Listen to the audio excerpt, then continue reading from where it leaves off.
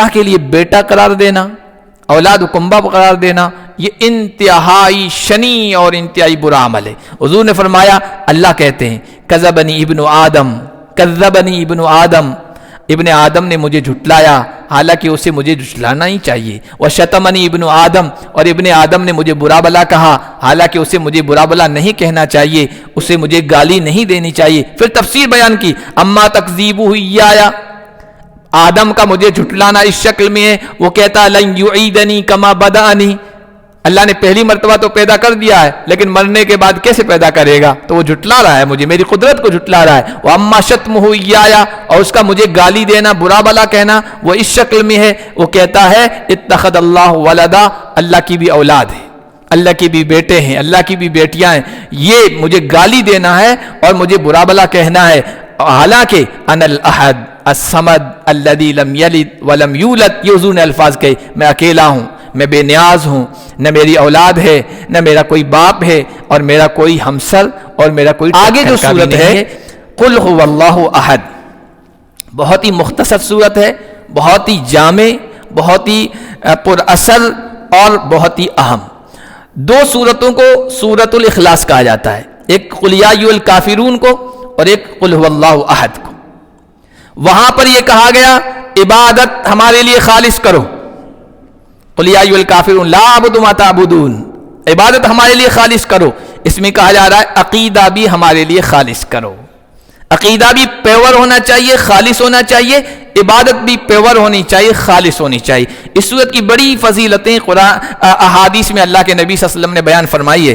سورت کو 1/3 قرآن کے برابر قرار دیا ہے۔ حضور نے فرمایا کیا تم میں سے کوئی یہ طاقت رکھتا ہے کہ جب اپنے بستر پر جائے اور سونے لگے تو 1/3 قرآن پڑھ لے، یعنی 10 پارے پڑھ لے، 3 حصے کرو قرآن کے، 1/3، 1/3 کون پڑھ سکتا ہے؟ اس وقت نیند غالب آ رہی ہو، کہ رسول اللہ کون پڑھ سکتا ہے؟ کہا کہ جو الاحد الصمد پڑھ لے گا وہ 1/3 قرآن کے برابر پڑھ لے گا۔ اور ایک حدیث میں آیا کہ ایک صحابی تھے، بخاری شریف میں یہ واقعہ آیا، ایک صحابی تھے، ایک جگہ امام تھے مسجد میں، وہ جب بھی الحمد کے بعد سورت شروع کرتے تھے نا تو اس سورت کے ساتھ پڑھنے کے ساتھ ساتھ قل هو اللہ احد ہر رکعت میں پڑھتے تھے، سورت تو پڑھتے ہی تھے لیکن قل هو اللہ احد ضرور پڑھتے تھے۔ تو مقتدی تو ہر طرح کے ہوتے ہیں، مقتدیوں کو شکایت ہو گئی یہ کیا ہے، سورہ اخلاص ہر رکعت میں پڑھ رہے ہیں۔ مقتدیوں نے کہا یا تو آپ سورہ اخلاص مت پڑھیے، یا صرف سورہ اخلاص پڑھیے، دوسری سورت مت پڑھیے، یا تو اس کو چھوڑ دیجئے، یا پھر جو ہے آپ امامت سے فارغ ہیں۔ تو انہوں نے کہا امامت سے تو فارغ ہو سکتا ہوں، سورہ اخلاص پڑھنا نہیں چھوڑ سکتا ہوں۔ لیکن چونکہ بڑے اچھے تھے، نیک تھے، بہت اچھے تھے، لوگوں کو پسند بھی امام تھے، تو چھوڑنا بھی نہیں چاہتے تھے اور چاہتے تھے ہمارا کام بھی پورا ہو جائے، امام صاحب امامت بھی نہ چھوڑیں، لیکن وہ مانے نہیں۔ تو حضور علیہ الصلوۃ والسلام سے شکایت کی اوپر اتھارٹی سے، یا رسول اللہ یہ ہمارے امام اس طرح کرتے ہیں، سورت پڑھنا نہیں چھوڑ رہے ہیں۔ اللہ کے نبی نے ان کو بلایا، تم ایسا کیوں کرتے ہو؟ الحمدللہ اور ایک سورت کافی ہے، سورہ اخلاص کو کیوں جوڑتے ہو؟ تو کہنے لگے یا رسول اللہ مجھے اس سورت سے بہت محبت ہے، بہت تعلق ہے۔ کیوں تعلق ہے، محبت ہے؟ اصل میں یہ پورے دین کا خلاصہ ہے، اس میں توحید کا مضمون ہے، اللہ کو ایک مانو، ذات میں بھی، صفات میں بھی، اور شرک کی جڑوں کو یہ کاٹتی ہے، اسی کو اسی وجہ سے اخلاص کہا گیا، سورۃ الاخلاص۔ اس وجہ سے مجھے بہت محبت ہے، پڑھنے میں لطف آتا ہے، مزہ آتا ہے۔ حضور نے کہا حبک ایہا ادخلک الجنہ، تمہاری اس سورت سے محبت نے تمہیں جنت میں داخل کرا دیا۔ تو بہت اہم صورت ہے، بہت جامع صورت ہے، اور شرک کی جتنی بھی قسمیں ہوتی ہیں، انواع و اقسام شرک کی جتنی بھی شکلیں و صورتیں ہو سکتی ہیں نا، اس چھوٹی صورت نے ان کی جڑیں ختم کر دی۔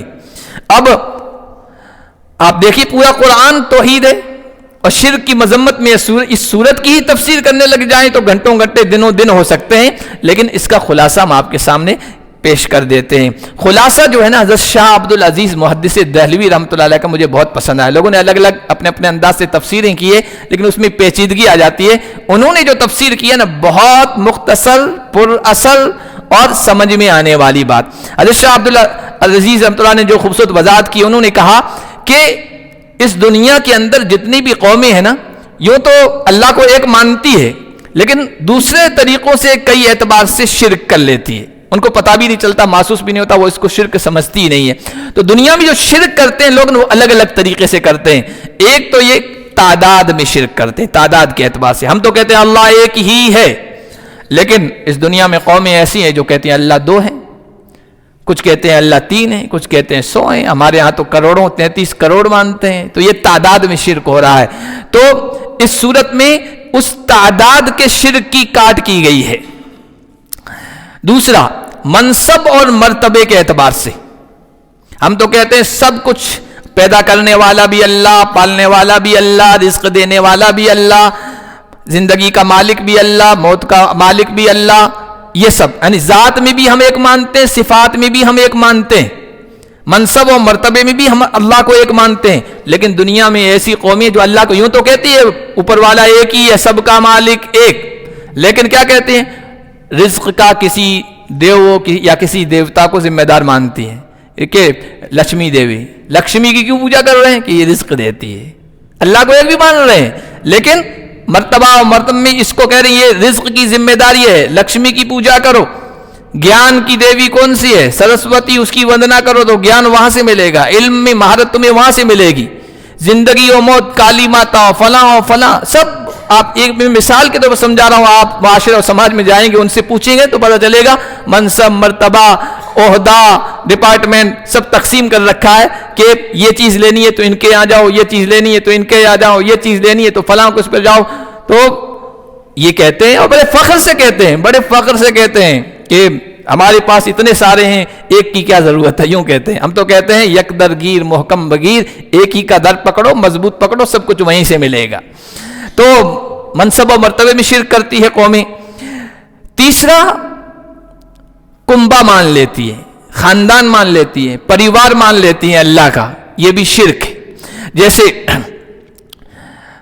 عیسائیوں نے کہا عیسیٰ اللہ کے بیٹے ہیں، یہودیوں نے کہا عزیر اللہ کے بیٹے ہیں، مشرکین نے کہا یہ فرشتے اللہ کی بیٹیاں ہیں. تو اس طرح کنبہ، پریوار اور خاندان مان لیتے ہیں، اور پھر یہ سمجھتے ہیں جب یہ خدا کا پریوار ہیں، خدا کی فیملی ہیں، خدا کا خاندان ہیں، برادری ہیں، تو خدائی میں بھی شریک ہیں. اس طرح وہ شریک کر لیتی ہے. چوتھا، شخصیتوں کے بارے میں، بہت ساری شخصیتوں کے بارے میں یہ فرض کر لیتے ہیں، مان لیتے ہیں کہ یہ شخصیتیں بہت پہنچی ہوئی ہیں، اللہ کے یہاں ان کا بڑا مقام و مرتبہ ہے، اور یہ کام کروا سکتی ہیں، خدا کی خدائی پر اثر انداز ہو سکتی ہیں، ان کا پریشر پڑتا ہے. دنیا کی حکومتوں پر وہ قیس کرتے ہیں یہ وزیر جو ہے نا بڑا پاورفل ہے، اوپر وزیر اعظم بھی ان کی بات سنتا ہے، ان کی بات کو ٹالتا نہیں ہے. یہ ایم ایل اے جو ہیں یہ بہت مضبوط ہیں، یہ کیبنٹ منتری ہیں، یہ کہیں گے تو پریشر میں آئے گی حکومت اور ہمارا کام بن جائے گا. شخصیات کے بارے میں یہ تصور، یہ سوچ، یہ خیال لوگوں کا ہوتا ہے، اور یہی شرک ہے. عرب کے لوگ جو بتوں کو پوجا کرتے تھے نا، وہ کیوں کرتے تھے؟ ما نعبدهم الا ليقربونا الى الله زلفى. یہ ہم ان کی پوجا، اصل میں ان کی پوجا نہیں کر رہے ہیں، اللہ ہی کی پوجا کر رہے ہیں. ان کی تو پوجا اس لیے کر رہے ہیں کہ اللہ کے ہاں بڑا مقام رکھتے ہیں، ہماری ان کے آگے، ان کی اللہ کے آگے ہماری وہ سنتا نہیں، ان کی ٹالتا نہیں، ان کا پریشر پڑتا ہے اللہ کی ذات پر. اس طرح وہ شرک کرتی ہیں. تو اس مختصر سی صورت میں ان چاروں شرک کی قسموں کی جاڑ کاٹ کے رکھ دی ہے اس مختصر صورت نے. اللہ نے کہا قل، اے نبی کہہ دیجئے، هو اللہ احد، اللہ ذات کے اعتبار سے بھی ایک ہے، تعداد کے اعتبار سے وہ کئی نہیں ہے، وہ ایک ہے. اللہ الصمد، اللہ بے نیاز ہے. صمد کسے کہتے ہیں؟ الذی یتوجہ الیہ فی الحوائج والحاجات، حاجات میں، ضروریات میں جس کی طرف رجوع کیا جائے. جو بے نیاز، جس کا ترجمہ بے نیاز کہتے ہیں، یعنی سب اس کے ضرورت مند، وہ کسی کا ضرورت مند نہیں ہے. یعنی کوئی رزق کا، کوئی زندگی کا، کوئی موت کا، کوئی گیان کا مالک نہیں ہے، سب کچھ اسی کے پاس ہے. علم لینا ہے اسی کی طرف رجوع کرنا پڑے گا، اور دولت حاصل کرنی ہے اسی کی طرف توجہ کرنی پڑے گی، اسی سے تعلق قائم کرنا پڑے گا. تو منصب و مرتبے میں جو شرک کرتے تھے نا، کہا گیا اللہ الصمد، کوئی کچھ نہیں ہے، سب اس کے محتاج ہیں. حضرت ابن عباس جو ترجمان القرآن تھے وہ اس کی تفسیر کرتے تھے. صمد کسے کہتے ہیں عربی میں؟ السید، السید سردار کو کہتے ہیں. الذی انتہا الیہ سود، جس کے بعد کوئی اوپر والا سردار نہ ہو، جس کے بعد اوپر والا کوئی سردار نہ ہو، سب سے بڑے سردار کو صمد کہتے ہیں. الشریف، ایسا شریف جس کے اوپر کوئی شرافت و بزرگی والا کوئی اور نہ ہو، العظیم الذی انتہا فی عظمتہ، اتنا عظمت و بڑائی والا کہ اس کے اوپر کسی کی عظمت و بڑائی نہیں، الحلیم الذی کمل فی حلمہ، ایسا حلیم بردبار جو اپنے بردباری بھی کامل ہو، الحکیم الذی کمل فی حکمتہ، جو اپنی حکمت میں کامل ہو، قد کمل فی انواع الشرف والسعودہ، جو بھی اچھائیاں ہیں، خوبیاں ہیں، بہترین چیزیں ہیں، ہر چیز میں کامل، علم میں بھی کامل، اور رزاق ہونے میں بھی کامل، اور حکیم ہونے میں بھی کامل، اور خبیر ہونے میں بھی کامل، ہر چیز میں جو کامل ہو اس کو الصمد کہتے ہیں، جس کا ہم اردو میں ترجمہ کرتے ہیں بے نیاز، کسی کو اس کی ضرورت اس کو کسی کی ضرورت نہیں ہے، باقی سب اس کے محتاج ہیں، ضرورت مند ہیں۔ تو اللہ الصمد ہے، وہ بے نیاز ہے۔ اس میں منصب و مرتبہ کے اعتبار سے جو شرک کرتے ہیں ان کی جڑ کاٹ دی۔ لم یلد ولم یولد، نہ وہ پیدا ہوا ہے، نہ لم یلد اس کی اولاد ہے، نہ اس نے جنا ہے اور نہ وہ جنا گیا ہے، تو اس کے باپ ہونے کی نفی کر دی، اس کے بیٹا ہونے کی نفی کر دی، اس کے کنبے اور پریوار ہونے کی نفی کر دی، یہ شرک ہوتا تھا۔ تو کنبے کے اعتبار سے جو شرک ہوتا تھا وہ اس جملے میں، اس آیت میں اس کی کاٹ کر دی گئی۔ وَلَمْ يَكُنْ لَهُ كُفُوًا أَحَدٌ، اس کے برابر کا بھی کوئی نہیں، اس کا ہمسر بھی کوئی نہیں، اس کے ٹکر کا بھی کوئی نہیں۔ وہ جو شخصیات کے بارے میں یہ بڑی پہنچ والے ہیں، بڑے پاور والے ہیں، بڑی اثر رکھتے ہیں، پہنچی ہوئی شخصیات ہیں، ان کی اللہ ٹالتا نہیں، ان کا پریشر پڑتا ہے خدا کی ذات پر، ہمارا کام بن جائے گا۔ تو وَلَمْ يَكُنْ لَهُ كُفُوًا أَحَدٌ میں شخصیات کا جو تاثر تھا لوگوں میں، اس کا خاتمہ کر دیا ہے۔ یہ ہے توحید کا خلاصہ جو اس صورت میں بیان کیا گیا ہے۔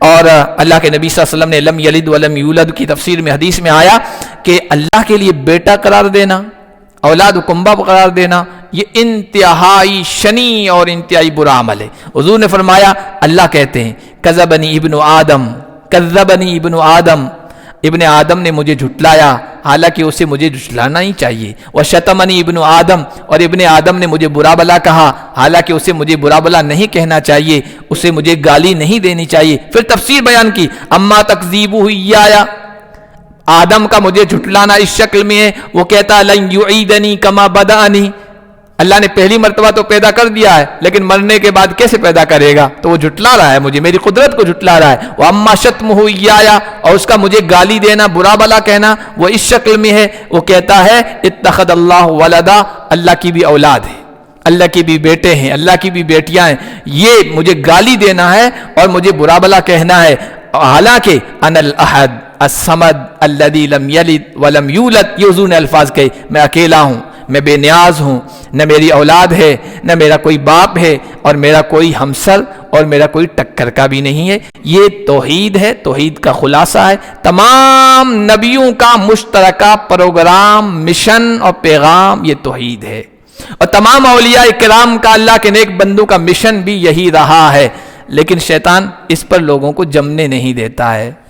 ابراہیم سے بڑھ کر کوئی توحید کا علم بردار ہوگا؟ آپ دیکھیے، ابراہیم سے بڑھ کر بت شکن، لیکن جب مکہ فتح ہوا ہے نا، اسی ابراہیم کی اولاد کو شیطان نے اس بات پر آمادہ کر لیا تھا کہ حضرت ابراہیم اور حضرت اسماعیل کی بھی مورتیاں بنا رکھی تھی، کعبے کے اندر رکھی تھی، کعبے کے اندر۔ اللہ کے نبی نے کہا عجیب لوگ ہیں، جو بت شکن تھا اسی کی بھی بت بنا لی، اسی کی بھی مورتیاں بنا لی، اس کے بیٹے کی بھی مورتیاں بنا لی۔ تو شیطان جو ہے نا لوگوں کو اس توحید پر نہیں رہنے دیتا، کسی نہ کسی طریقے سے یا تو اللہ کی ذات میں شرک پر آمادہ کر لیتا ہے یا اللہ کی صفات میں شرک پر آمادہ کر لیتا ہے۔ تو یہ بہت صورت کا خلاصہ ہے، یہ ذہن میں رہے گا نا تو پورا توحید کا خلاصہ جو میں نے حضرت شاہ عبدالعزیز محدث دہلوی کے حوالے سے جو باتیں بیان کی بہت ہی بہترین باتیں ہیں۔ تو انشاءاللہ توحید کا خلاصہ ہمارے دل و دماغ میں رہے گا۔ اللہ پاک ہم سب کو عقیدہ توحید پر جمنے کی توفیق عطا فرمائے۔ سبحان اللہ۔